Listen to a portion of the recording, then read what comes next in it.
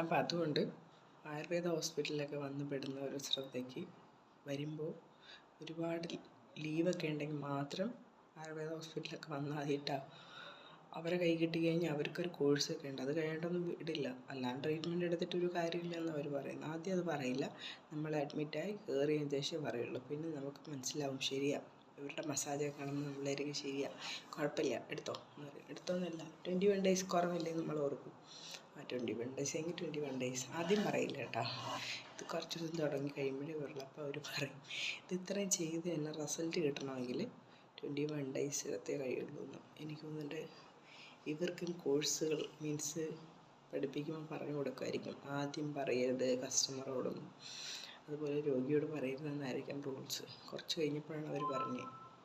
2-3 ദിവസം കഴിഞ്ഞപ്പോഴല്ലേ ഞാൻ പറഞ്ഞു തുടങ്ങി ഇത്രയും ദിവസം വേണ്ടി വരുന്നു. പിന്നെ എൻ്റെ ഫ്രണ്ട്സൊക്കെ പറഞ്ഞിട്ടുണ്ടായിരുന്നു. ഞാൻ പറഞ്ഞു ശരി ഒരു 1 week അതുകൊണ്ട് ഒക്കെയാണെന്ന് വിചാരിച്ചത്. അപ്പോൾ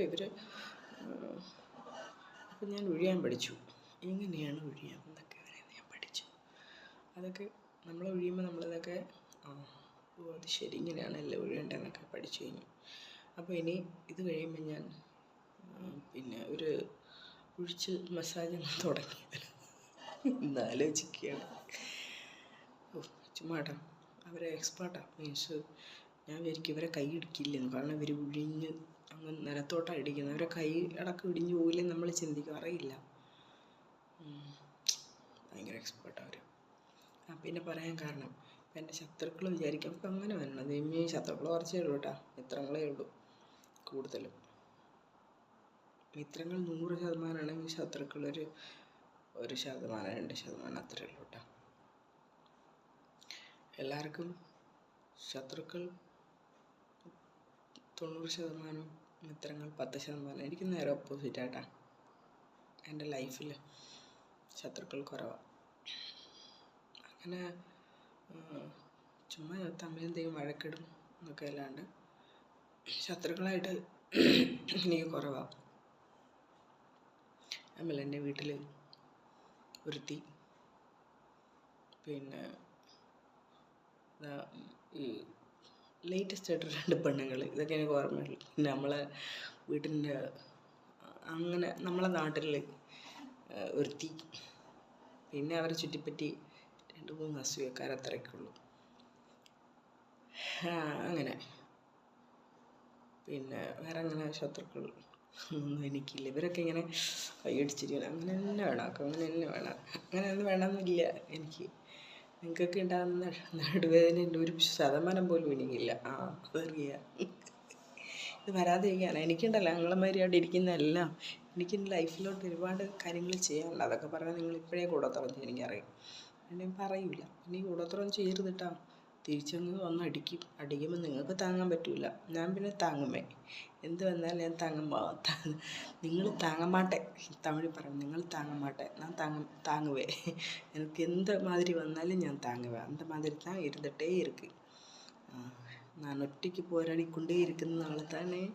അതുകൊണ്ട് ഞാൻ എപ്പോഴുമേ ഒറ്റയ്ക്ക് പോരാടി ഒറ്റയ്ക്ക് ഞാൻ ജയിക്കുവേ.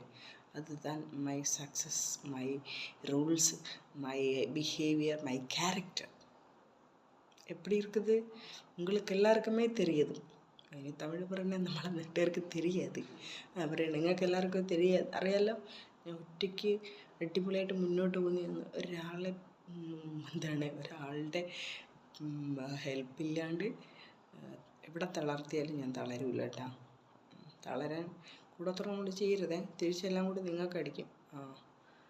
കൂടോത്രമൊക്കെ ചെയ്യുന്ന പൈസ എനിക്ക് കൊണ്ടോ, ഞാൻ വല്ലതും തിന്നിട്ട് എനിക്കുണ്ടെന്നാ ഞാൻ അവിടെ നിറച്ചപ്പെട്ടാണ് വെച്ചേക്ക്. പിന്നെ ഇവിടെ നല്ല സുഖവാസമാണ്. ഒരാഴ്ച കൊണ്ട് പോകാമെന്ന് വിചാരിച്ചു. അവരുടെ കോഴ്സ് 21 ദിവസമാണ്. ലീവൊക്കെ ഉള്ളവർ മാത്രമാണ് ചെയ്യാട്ട്, അല്ലാത്തവരും ചെയ്യരുത്. അല്ലാത്തവരൊന്നും ചെയ്തിട്ട് ഒരു കാര്യമില്ല. കാരണം അവർ വിടില്ല. നമ്മളെവിടെ ഇങ്ങനെ പറയുമ്പോൾ നമുക്കറിയാം. ഞാനതൊരു പുറത്തു വിടില്ല, എന്താണെന്ന് പറയില്ല. പുറത്തു വിടില്ല എന്ന് വെച്ചാൽ അത് ആരോട് ചോദിച്ചാലും പറയും. ആയുർവേദ ഹോസ്പിറ്റലിൽ കിടന്നവരൊക്കെ പറഞ്ഞു തരും. എന്നിട്ടൊക്കെ വരിക കേട്ടോ. ഇതെന്താണ് ആയുർവേദ ട്രീറ്റ്മെൻറ്റ് എന്നൊക്കെ നോക്കിയിട്ട് കണ്ടിട്ട് വന്നാൽ മതി. അവസാനം ഒരു സ്റ്റീം ബാത്ത് ഉണ്ടെന്നാണ് പറഞ്ഞു കേട്ടത്. ഞാൻ എന്തായാലും തല വെച്ചിട്ടില്ല. ഇനി നാളെ എങ്ങാനും വന്നിട്ട് ഇനി സ്റ്റീം ബാത്തും കൂടെ പറയുമെന്നറിയില്ല. ഇന്നത്തെ ഡോക്ടർ സ്റ്റീം ബാത്തിൻ്റെ ആരും പറഞ്ഞില്ല. അവസാനം തരുന്നതാണ് ഒരു ആവണക്കെണ്ണ. അത് കുടിച്ചു കഴിഞ്ഞാൽ അടിപൊളിയായിരിക്കും. ആവണക്കെണ്ണ കുടിച്ചാൽ എന്താകുമെന്ന് നിങ്ങൾ തന്നെ യൂട്യൂബിൽ സെർച്ച് ചെയ്യുക, ഞാൻ പറഞ്ഞിട്ടില്ല. അതാണ് സെർച്ച് ചെയ്യട്ടോ. അതും കൂടെ കുടിച്ച് ഓക്കെ ആയിട്ടേ ഞാൻ വരുള്ളൂ.